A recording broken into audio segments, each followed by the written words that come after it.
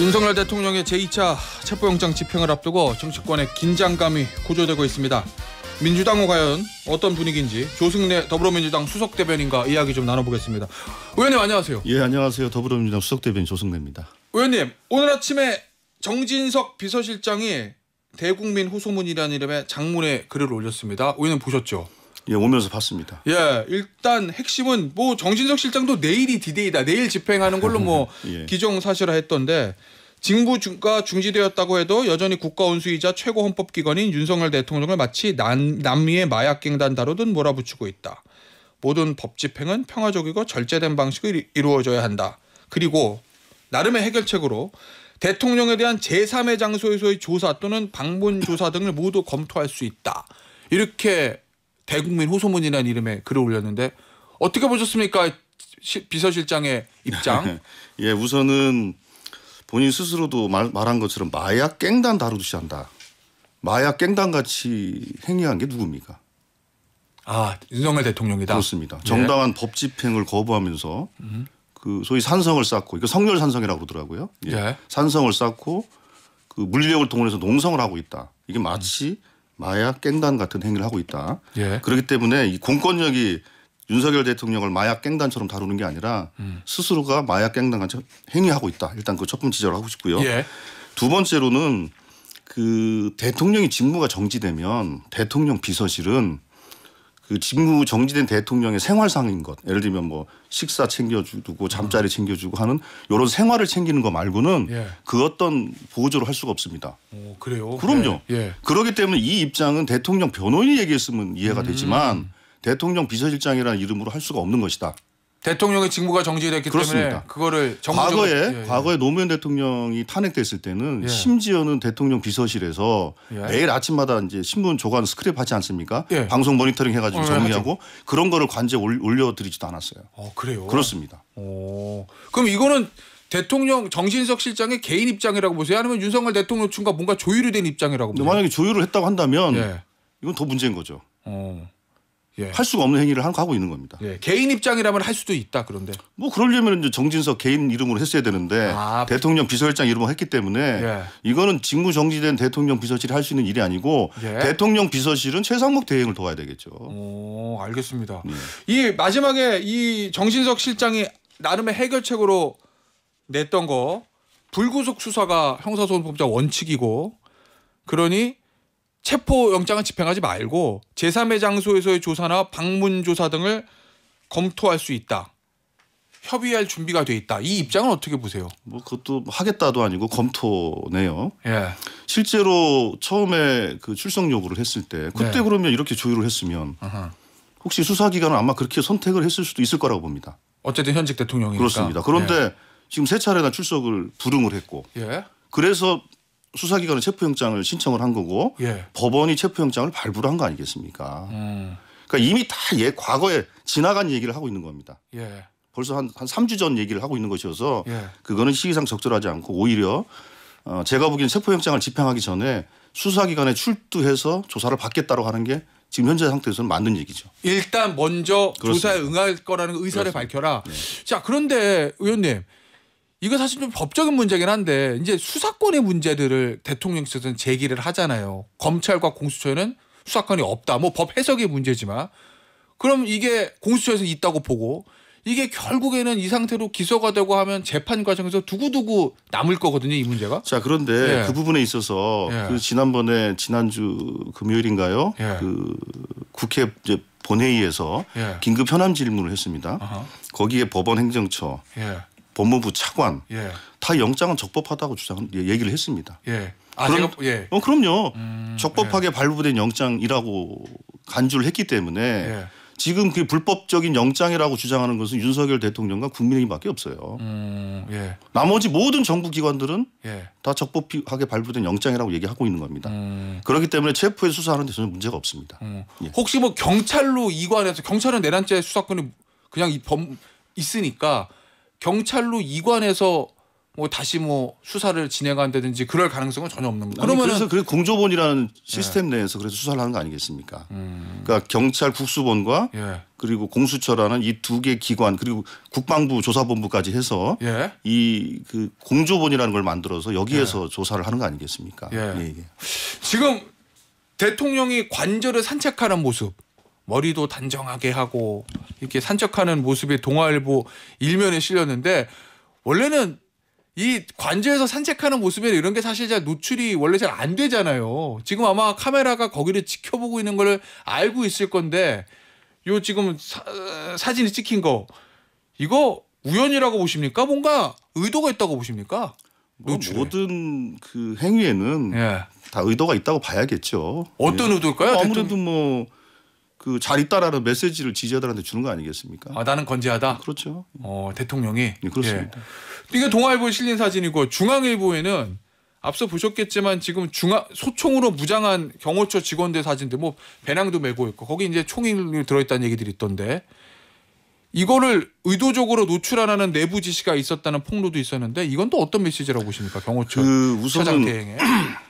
글쎄 그 경호의 그 소위 매뉴얼이나 프로토콜이 바뀌었는지는 모르겠는데 예. 제가 노무현 대통령이 청와대 근무할 때는 예. 실제로 대통령 이 숙소 있지 않습니까? 그게 관저 아닙니까?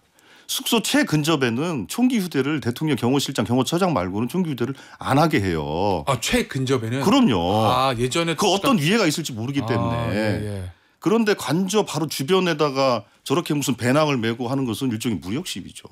무력 시위는 누구를 향한 무력 시위일까요? 그건 공권력에 대한 무력 시위죠. 그러기 때문에 예. 마약 깽단 같은 행위를 하고 있다고 얘기하는 겁니다. 안에서 총 들고 지키고 그렇습니다. 있는 거는 예. 영장을 집행하러 들어올 수 있는 경찰을 향한 무력 시위다. 그렇죠. 이런, 그 마약 조직 같은 경우 뭐 밀림 깊숙한 곳에다 진지를 만들어 놓고 그 주변을 뭐 기관단총 같은 무장하고 막 돌아다니지 그러지 않습니까? 영어보면 그렇죠. 마치 그런 거를 연출하고 있는 거 아니겠습니까? 아니 지금 보면은 대통령이 뭐 총이 안 되면 칼로 막으라고 지시를 했다. 여기 이제 윤건영 의원이 밝혔는데 여기에 대해서 대통령 측 변호인들은 이거 가짜 뉴스다, 허위 사실이다.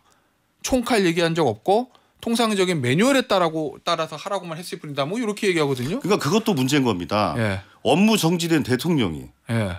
그냥 경호처 직원들하고 고생하니까 밥을 먹는 거는 뭐 그럴 수 있다고 봐요. 예. 근데 거기에서 경호를 지시를 했다? 아. 총이든 칼이든 뭐 몽둥이든 아니면 맨몸이든 예. 어떤 지시를 했다는 거 아닙니까? 그거는 부인하고 있는 건 아니지 않습니까? 뭐 그렇죠. 매뉴얼대로 그건 하라고 인정한 거 그랬다고 아닙니까? 그건 업무 예. 지시거든요.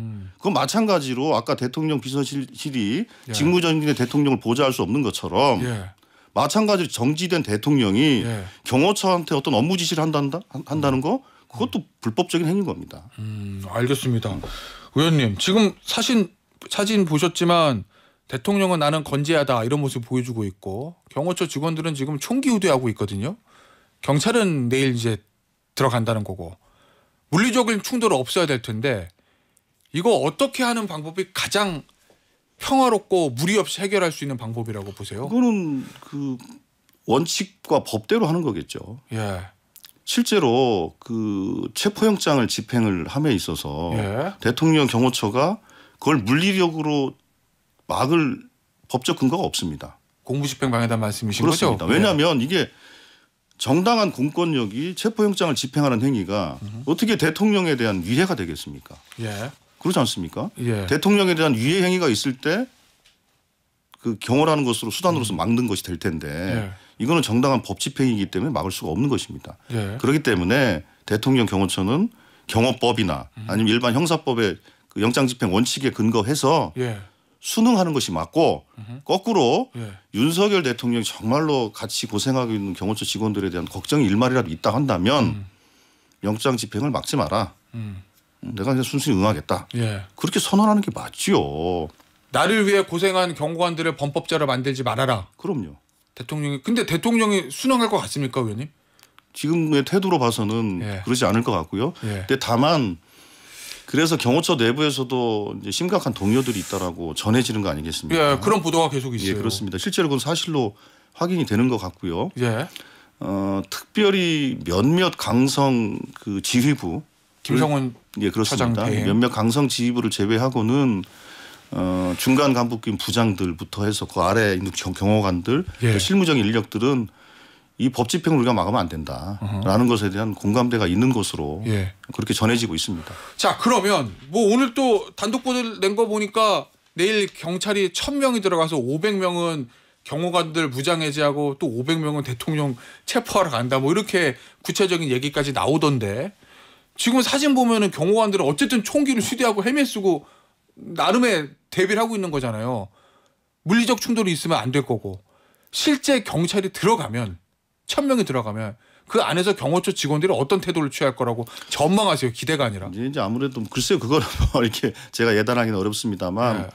그렇기 때문에 뭐 보도에 따르면 예. 경찰이 체포영장을 집행함에 있어서 예. 최대한 천천히 자극시키지 않고 예. 뭐 한 2박 3일에 걸려서라도 예. 집행하겠다라는 의지를 보인 것이 예. 그런 물리적 충돌을 최소화시키기 위한 것으로 좀 보여집니다. 예. 그래서 일단 진입을 하고 저지를 하면 설득을 하고 그래서 순차적으로 진행할 것으로 예. 보여지기 때문에 그렇게 걱정하는 것처럼 큰 물리적 충돌은 없을 것이다 생각합니다. 혹시 제1야당이잖아요. 민주당이. 당 차원에서 경호처 직원들에게 내실 메시지가 좀 있을까요? 오늘도 관련돼서 말씀을 좀 드릴 것인데요. 예. 대통령 경호실 직원들도 공무원입니다. 공무원들은 그 국가가 세금으로 운영하고 있는 것입니다. 예. 특히 대통령 경호실은 과거에 아픈 역사도 있습니다만 그 말 그대로 대통령을 보위하는 가장 핵심적인 조직인 건 맞습니다. 그런다 그 대통령이라는 존재가 예. 직무를 잘 수행하고 있는 대통령인 것이지 정지된 대통령은 아닙니다. 그래서 자칫 대통령의 사병으로 전락할 걱정을 하고 있는 거 아니겠습니까? 예. 그렇기 때문에 부당한 지시에 대해서는 그건 따르지 않아도 된다. 마치 지난 그 계엄의 밤에 예. 우리 군인들이 지휘부의 지휘관들의 지시에 소극적으로 움직이면서 일종의 태업으로 그 계엄을 그 막았던 것처럼 예. 우리 경호처의 직원들도 그런 자세로 국민을 보면서 또 법과 원칙대로 집행하는 것에 대해서 범법자가 되지 않길 바랍니다. 알겠습니다. 특검법 얘기를 좀 해보죠. 어제 이제 두 번째 특검법이 법사위를 통과했는데 어제 이제 이재명 대표하고 최상목 대행이 만났어요. 권영세 비대위원장도 만났지만 최상목 대행 얘기가 여야가 특검법을 합의해서 처리를 해달라. 요 얘기거든요. 최상목 대행의 어제 그 언급은 어떻게 들으셨습니까? 뭐 지난번에 이미 입장문을 통해서 뭐 그렇게 얘기를 한 바 있었죠. 그리고 예. 그 입장문을 낸 것에 대해서 어제 와서 다시 말씀을 하시던데요. 그거에 대해서 이렇게 얘기를 했습니다. 그 원내에 예. 원내 여러 정당이 있는데 그 중에 한 개 정당만 반대를 하고 있다. 예. 그 어떻게 전원 합의라는 것을 어떻게 요구할 수 있는 것이냐? 그건 월권이다. 이렇게 분명히 얘기를 했고요. 예. 어제 국민의힘 의총을 보십시오. 특검을 할지 말지도 결론을 못 내리는 정당입니다. 네. 그런 정당과 어떻게 특검 얘기를 합니까? 아 그러면 국민의힘과 협상 가능성은 전혀 아니 없는 협상은 당연히 하죠. 건가요? 예. 그러나 그 당의 특검안이 있어야 예. 우리가 그 특검안을 가지고 우리의 안과 우리의 안이 야 6당이 아닙니다. 예. 6개 정당의 안과 국민의힘 안을 가지고 대화를 할 수는 있는데 아하. 안이 있어야 대화를 할 거 아닙니까? 안도 없는데 어떻게 대화를 하겠어요? 일단 어제 국민의힘 의원총회에서는 뭐 특검법 발의하자는 안, 특검 자체를 반대하는 여러 가지 얘기가 나왔는데 결국 이제 원내 지도부에 일임한다는 거잖아요. 그러면 이제 권성동 원내대표가 나름의 수정안을 국민의힘 안을 가지고 들어오면 그러면 뭔가 협상을 할 수도 있다. 아니 당연히 그럼 지금 민주당 안에서 조금 톤을 낮출 수도 있다 뭐 이 얘기인가요? 아니 톤을 낮추고 더 강화하고 그거는 협상 결과에 따라 달라질 수 있는 것이고 예. 당연히 그 국회법의 절차에 따라서 예. 본회의에서 처리되기 전까지는 예. 그 어떤 안도 수정이 될 수 있는 겁니다. 본회의에 저희들이 법사위를 통해서 보내놨지 않습니까? 예. 이미 법사위가 통과됐으니까요. 예. 근데 본회의에 상정이 된다 하더라도 예. 합의가 되면 30명의 국회의원이 사인만 있으면 수정안을 낼 수가 있어요. 예. 그럼요. 본회의 처리 전까지는 언제든지 수정이 가능한 겁니다. 예. 그렇기 때문에 우리는 그 자세를 가지고 있다라는 것이고 그래서 국민의힘에 계속 촉구를 했던 것이 도대체 어떤 안을 들고 오겠다는 거냐. 무슨 계엄 뭐 6시간만 하자는 등 예. 여러 가지 설들이 나왔습니다. 뭐 그렇죠. 근데 개엄 그게- 전후 6시간. 예, 예. 근데 그게 다 개인적인 견해인 것이지 예. 그 당의 공식적이고 그 정확하게 정리된 안은 아닌 거죠. 예. 그래서 일단 지켜보겠습니다만 제가 보기에는 쉬워 보이지 않습니다. 일단 지금 언론 보도 나오는 거 종합하면 특검 추천권은 뭐 대법원장 말고 뭐 대한 변협 회장에도 주자 뭐 이런 거고 제일 핵심은 결국 수사 범위잖아요. 뭐 외환죄 부분은 빼고 뭐 계엄 전후 6시간 이렇게 좀 줄이는 안. 수사 범위를 만약에 국민의힘에서 나오는 얘기처럼 그렇게 확 줄이는 안에 대해서는 민주당에서는 받을 수 있는 일고에 고려할 수 있는 부분이 전혀 아닌 겁니까? 근데 어떤 수사가 6시간만 정해서 하는 수사가 어디 있습니까? 예. 그거는 하지 말자는 얘기죠. 만약에 그런 정도의 비상식적인 안을 들고 온다면 예. 그게 어떻게 대화가 되겠습니까? 대화를 하겠다고 가장해서 예. 대화를 깨겠다는 것이니까 예. 그거는 그 상식적인 수준에서 안을 가져온다면 대화가 되겠지만 예. 그 범위를 벗어난 정말로 비상식적인 것을 갖고 온다 그러면 그 대화가 쉽겠습니까? 의원님, 국민의힘에서 제일 반발하는 게 외환 유치 그 부분인 거잖아요. 뭐 김용민 의원은 어제 외환죄라는 단어 자체는 없다라고 이제 얘기를 하긴 하던데 어쨌든 제목이 내란 외환 특검이니까 그 부분에 대해서는 조금 수정하거나 국민의힘의 요구를 받아줄 가능성은 전혀 없는 겁니까? 아니 그런 것도 예. 그 다 수사 대상에 예, 그렇죠. 포함되는 거 아니겠습니까? 예. 그런 부분들에 대해서는 합리적 안이 있으면 서로 그거가 논의를 할 수 있는 것이지만 예. 그런 안이 없이 계속 그냥 개별적 인사들의 발언만 가지고 우리가 일일이 데리고 가기는 어렵다 이 말씀이죠. 알겠습니다. 주제를 좀 바꿔볼게요, 의원님. 가짜 뉴스 내란과 관련해서 뭐 내란뿐만 아니라 전반적으로 가짜 뉴스에 대해서 대응해야 되는 걸 맞는데 여야 모두 정부도 마찬가지고 지금 전용기 의원이 얘기했던 게 국민의힘에서는 이거 카톡 계엄령 아니냐. 카톡을 통해서 대통령 탄핵이나 비상계엄에 대해서 국민이 의견도 못 내? 이렇게 얘기를 하고 있거든요. 그 부분은 어떠세요? 뭐 국민들이 의견을 내는 거 가지고 누가 뭐라고 하겠습니까? 예. 그리고 카톡을 실시간으로 무슨 검열할 수도 없는 것이고요. 예. 저희들이 지적한 것은 가짜 뉴스를 확산시키는 수단으로서 카톡 같은 SNS가 활용이 되는 게 사실이고요. 예. 무슨 단톡방 같은 거 만들어 가지고 거기에 막 가짜 뉴스를 조직적으로 유포하는 행위들이 있어요. 그런 행위들을 신고하고 제보가 된다면 예. 그 부분에 대해서 확인해서 조치하겠다라고 말을 한 것이고요. 예. 그거에 대해서는 어제 뭐 전영기 의원 등이 또 충분히 설명한 것으로 알고 있습니다. 김재섭 의원이 이렇게 반박을 하던데 김재섭 의원의 표현입니다. 김어준발 가짜뉴스 덥석덥석 물어서 수도 없이 사고치고 망신당했던 민주당이 무슨 수로 가짜뉴스를 가려냅니까?